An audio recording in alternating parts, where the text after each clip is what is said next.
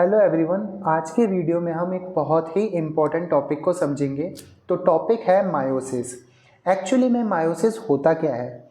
Meiosis एक special cell division है जो गैमेट्स बनाता है, जैसे sperm cells and egg cells. Meiosis को हम रिडक्शन डिवीजन भी कहते हैं। ऐसा इसलिए क्योंकि इस डिवीजन में chromosome number 2n diploid cell reduce होकर n यानी कि हैप्लॉइड सेल को बनाती है। ये रिडक्शन एसेंशियल इसलिए है क्योंकि फर्टिलाइजेशन के टाइम जब स्पर्म और एग फ्यूज़ करते हैं तो क्रोमोसोम नंबर दोबारा से हमारा 2n हो जाता है। ध्यान देने वाली बात यह है कि मायोसिस में डाइप्लॉइड यानी कि पेरेंट सेल से 4 डॉटर सेल्स फॉर्म होती हैं, और ये 4 डॉटर सेल्स कैसे फॉर्म होती हैं ये आगे इसी वीडियो में हम देखेंगे। इसके बाद हमें पता होना चाहिए मायोसिस एक्चुअली में होता कहाँ पर है। ये हमेशा रिप्रोडक्टिव सेल्स यानी मियोसाइट्स में होता है। इसी प्रोसेस से मेल की टेस्टिस में स्पर्म का फॉर्मेशन हो पाता है, जिसे हम स्पर्मेटोजेनेसिस कहते हैं, और सेम इसी प्रोसेस से फीमेल की ओवरीज में एग का फॉर्मेशन होता है, जिसे हम oogenesis कहते हैं। अब देखते हैं मायोसिस इम्पोर्टेंट क्यों है। तो हर जनरेशन में क्रोमोसोम का नंबर मायोसिस की हेल्प से ही मेंटेन एंड स्टेबल हो पाता है। इसकी वजह से ही जेनेटिक वेरिएशंस होते हैं। ऐसा crossing over and independent assortment की हेल्प से होता है, क्योंकि इसमें क्रॉसिंग ओवर यानी जेनेटिक मटेरियल का एक्सचेंज होना ये नॉन सिस्टर क्रोमेटिड्स के बीच में होता है, जिससे जेनेटिक वेरिएशंस आते हैं। ऐसे ही मायोसिस के अंदर इंडिपेंडेंट असॉर्टमेंट भी होता है। इसे हम आगे डिटेल्स में समझेंगे। देन इसके बाद में आता है इवोल्यूशन। ये भी मायोसिस की वजह से ही पॉसिबल हो पाता है। अब देखते हैं मायोसिस होता कैसे है। तो मायोसिस 2 मेजर डिवीजन में होता है, meiosis first and meiosis second. Meiosis first को हम रिडक्शनल डिवीजन भी कहते हैं। देन मायोसिस सेकेंड को इक्वेशनल डिवीजन भी कहा जाता है। मायोसिस को शुरू करने से पहले हमें सेल साइकिल के बारे में पता होना चाहिए। तो सेल साइकिल होती क्या है?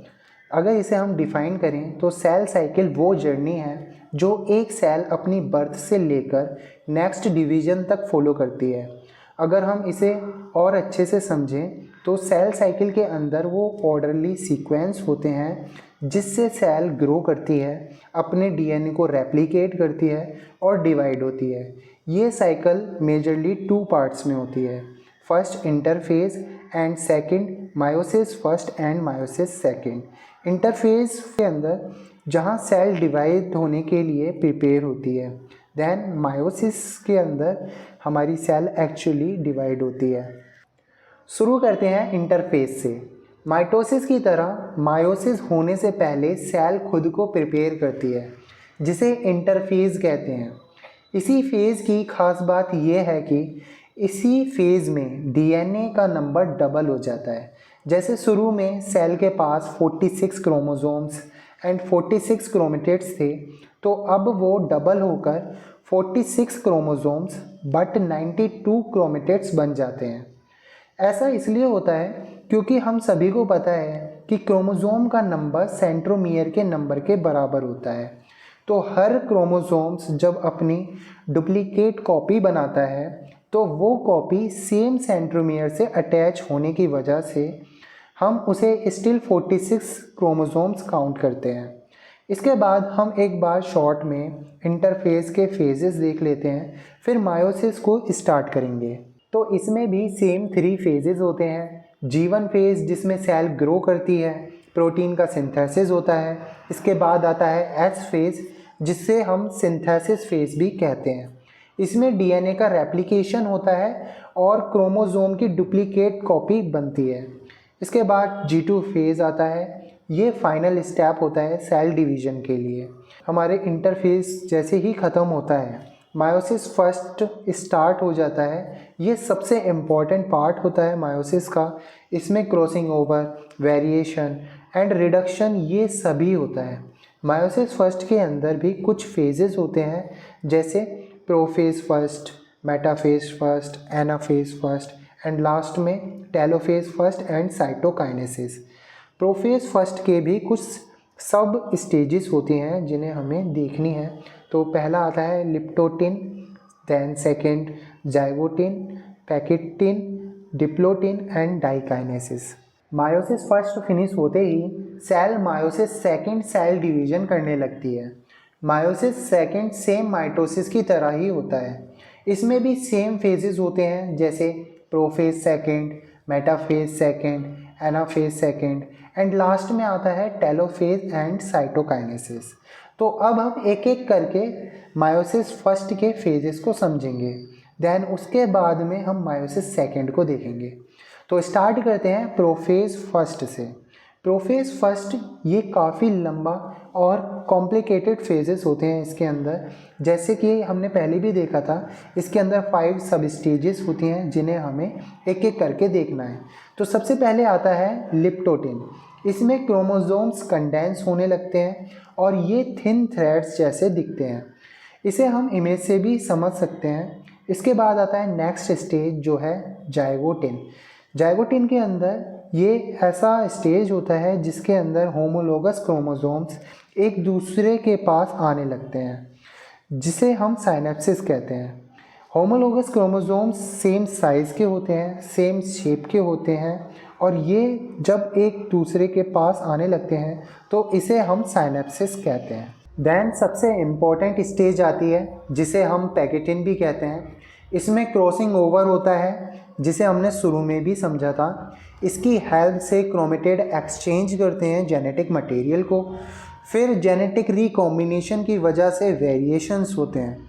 जैसे तुमने देखा होगा कि फैमिली के अंदर सभी सिबलिंग्स अलग अलग दिखते हैं जबकि उनके पेरेंट्स सेम होते हैं। ऐसा इसी स्टेज की वजह से हो पाता है। नेक्स्ट फेज़ आता है डिप्लोटिन। इस स्टेज में क्रोमोसोम्स थोड़ा सेपरेट होते हैं और काइज़मेटा विजिबल होने लगता है। काइज़मेटा उसी जेनेटिक मटेरियल को कहा जाता है जो क्रॉसिंग ओवर के टाइम पे वो पार्ट स्वैप हुआ था। देन लास्ट स्टेज डाइकाइनेसिस आती है। इस स्टेज में क्रोमोसोम्स फुल्ली कंडेंस होते हैं, न्यूक्लियर मेम्ब्रेन ब्रेक डाउन हो जाती है, स्पिंडल फाइबर्स फॉर्म हो जाते हैं।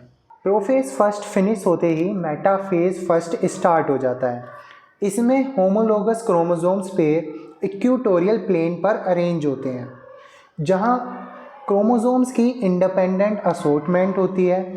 इंडिपेंडेंट असॉर्टमेंट का मतलब होता है क्रोमोसोम्स रैंडमली अलाइन होते हैं। ये सेकंड रीज़न होता है वेरिएशंस का। इसके बाद स्पिंडल फाइबर्स क्रोमोसोम्स के सेंट्रोमियर से अटैच हो जाते हैं। देन हमारा एनाफेज फर्स्ट स्टार्ट होता है, जिसमें होमोलोगस क्रोमोसोम्स स्पिंडल फाइबर्स की हेल्प से अपोजिट पोल्स पर चले जाते हैं। ध्यान देने वाली बात यह है, सिस्टर क्रोमेटिड्स अभी भी अटैच रहता है, यानी कि वो सेपरेट नहीं होते हैं सेंट्रोमियर से। लास्ट फेज़ आता है टेलोफेज फर्स्ट एंड साइटोकाइनेसिस। इस फेज़ में हैप्लॉइड सेल फॉर्म होती हैं। क्रोमोसोम्स नंबर 46 से 23 हो जाते हैं दोनों सेल के अंदर, बट क्रोमेटिड नंबर अभी भी 46 ही रहता है। ऐसा इसलिए हुआ क्योंकि सिस्टर क्रोमेटिड्स अभी भी सेपरेट नहीं हुए हैं। देन इसके बाद में न्यूक्लियर एनवेलप क्रोमोसोम के अराउंड फॉर्म होने लगता है। देन न्यूक्लियस हमारा रीअपेयर हो जाता है दोनों डॉटर सेल्स में। इसी के साथ हमारा मायोसिस फर्स्ट फिनिश हो जाता है। अब देखेंगे माइटोटिक डिवीज़न का सेकंड फेज़। इस फेज़ में ना तो जेनेटिक मटेरियल का एक्सचेंज होता है और ना ही इसमें क्रोमोसोम नंबर का रिडक्शन होता है, जैसा मायोसिस फर्स्ट में हुआ था। मायोसिस सेकंड सेम माइटोसिस की तरह होता है। डिफरेंस बस इतना है, माइटोसिस में डाइप्लॉइड सेल थी, यहाँ पर हैप्लॉइड सेल स्टार्टिंग में होती है। तो स्टार्ट करते हैं प्रोफेज सेकंड से। इस फेज़ में क्रोमोसोम्स कंडेंस होते हैं और स्पिंडल फाइबर्स रीफॉर्म होने लगते हैं। देन हमारा मेटाफेज सेकंड आता है, जिसमें क्रोमोसोम्स स्पिंडल फाइबर की हेल्प से इक्वेटर प्लेन पर रीअरेंज हो जाते हैं। देन नेक्स्ट फेज़ में हमारा एनाफेज आता है और इसके अंदर सिस्टर क्रोमेटिड्स सेपरेट होने लगते हैं। देन लास्ट में टेलोफेज सेकंड एंड साइटोकाइनेसिस होता है।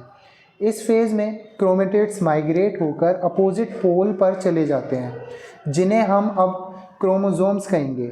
देन न्यूक्लियर एनवेलप क्रोमोसोम के अराउंड डेवलप हो जाता है और न्यूक्लियस रीअपियर होने लगते हैं दोनों डॉटर सेल्स के अंदर। देन साइटोकाइनेसिस होता है जिसमें सेल बीच से पिंच होती है और क्लीवेज फोरो बना देती है। देन वो सेपरेट हो जाती है। इसमें ध्यान देने वाली बात यह है कि इसके अंदर टोटल 4 हैप्लॉइड डॉटर सेल्स बनती हैं और सभी डॉटर सेल्स जेनेटिकली यूनिक होती हैं। तो इसी के साथ हमारा मायोसिस कंप्लीट होता है। हमने काफ़ी डिटेल में देखा मायोसिस को। आई होप तुम्हें थोड़ा तो ज़रूर समझ आया होगा। Thanks for watching. मिलते हैं ऐसे ही कोई नए टॉपिक के साथ।